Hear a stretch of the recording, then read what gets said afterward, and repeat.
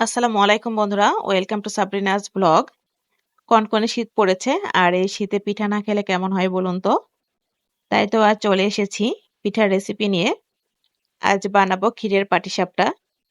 এই পিঠা খেতে ভীষণ ভালো লাগে। ক্ষীরের পাটিসাপটা পছন্দ করে না এমন মানুষ খুব কম আছে। আমি আজ দেখাবো খুব সহজে কিভাবে ক্ষীরের পাটিসাপটা বানানো হয়। পিঠা বানানোর জন্য আমি নিয়ে নিয়েছি চালের গুঁড়া, নিয়েছি ময়দা, যতটুকু চালের গুঁড়া নিয়েছি তার অর্ধেক ময়দা নিয়েছি, পরিমাণ মতো লবণ, নিয়েছি কুসুম গরম দুধ। তবে কুসুম গরম পানি দিয়েও করা যাবে। আমি ধাপে ধাপে দুধ দিয়ে খুব সুন্দর একটা বেটার তৈরি করে নিব। বেটারটা ঘন হবে না, পাতলা হবে।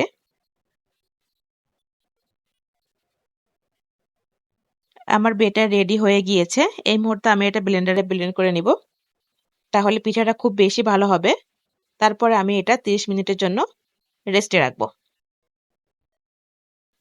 এখন আমি ক্ষীরটা রান্না করে নিব। তার জন্য আমি নিয়ে নিয়েছি খাঁটি দুধ। 2টা এলাচ দিয়ে দিব, কিছুক্ষণ পরে আবার ফেলে দিব। দিয়ে দিব গুঁড়া দুধ, তাহলে ক্ষীর খেতে অনেক ভালো লাগবে।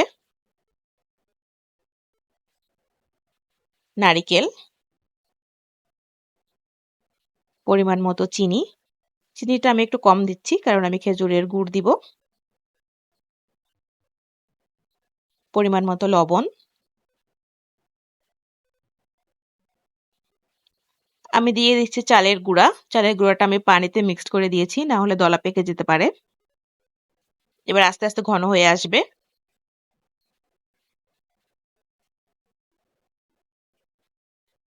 দিয়ে দিব খেজুরের গুড়, তাহলে ক্ষীরের স্বাদ বেড়ে দ্বিগুণ হয়ে যাবে। এবার আমি ধীরে ধীরে নেড়ে ক্ষীরটা ঘন করে নিব। ক্ষীর ঘন হয়ে গিয়েছে, রান্না হয়ে গিয়েছে। আমি এই মুহূর্তে এটা তুলে নিব। ঠান্ডা হতে হতে এটা আরো বেশি ঘন হয়ে যাবে। এই হলো আমার বেটার। একদম পারফেক্ট বেটার হয়েছে। ঠিক এরকমই পাতলা হবে। কিছুটা বেটার আমি আলাদা করে রেখেছি। এখানে আমি অ্যাড করব একটু ফুড কালার, কারণ আমি পাটিসাপটা পিঠাটা একটু ডিজাইন করতে চাই।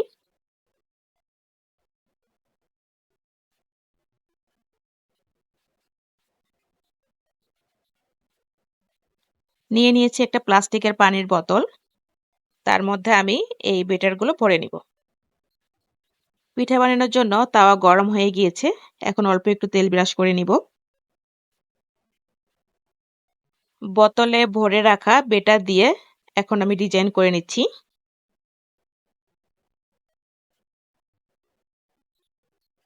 দিয়ে দিব সাদা বেটার।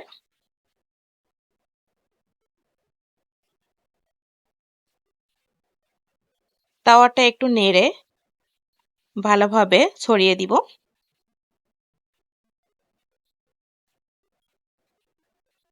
এবার কিছুক্ষণ ঢাকা দিয়ে সিদ্ধ করে নিব।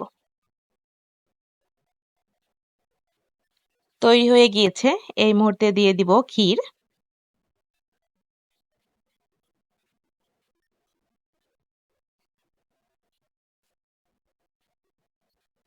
এবার ভাঁজ করে নিতে হবে।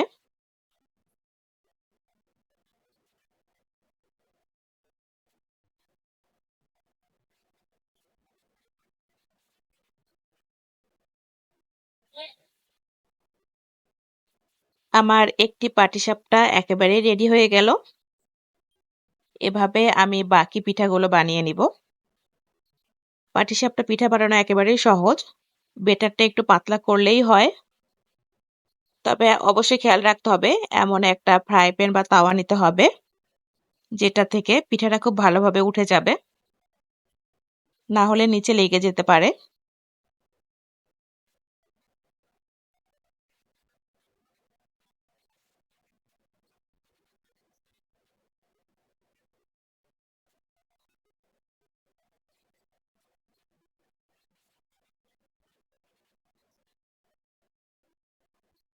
আরো একটি পাটিসাপটা রেডি হয়ে গেল।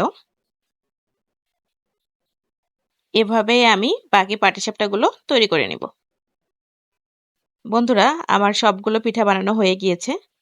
আপনারা দেখতেই পাচ্ছেন এটা দেখতে ঠিক কতটা সুন্দর হয়েছে। পাটিসাপটা পিঠা খেতে খুবই ভালো লাগে, যেহেতু ক্ষীরটা আমি খুব ভালোভাবে করেছি খেজুরের গুড় দিয়ে। ক্ষীর মজা হলে পিঠা খেতে অনেক ভালো লাগে। তো অবশ্যই জানাবেন রেসিপিটা কেমন হলো। ভালো লাগলে অবশ্যই ভিডিওটিতে একটি কমেন্ট করবেন, লাইক দিবেন। আজকের মতো এ পর্যন্তই। সবাই আমার পাশে থাকবেন, ভালো থাকবেন, সুস্থ থাকবেন। আসসালামু আলাইকুম।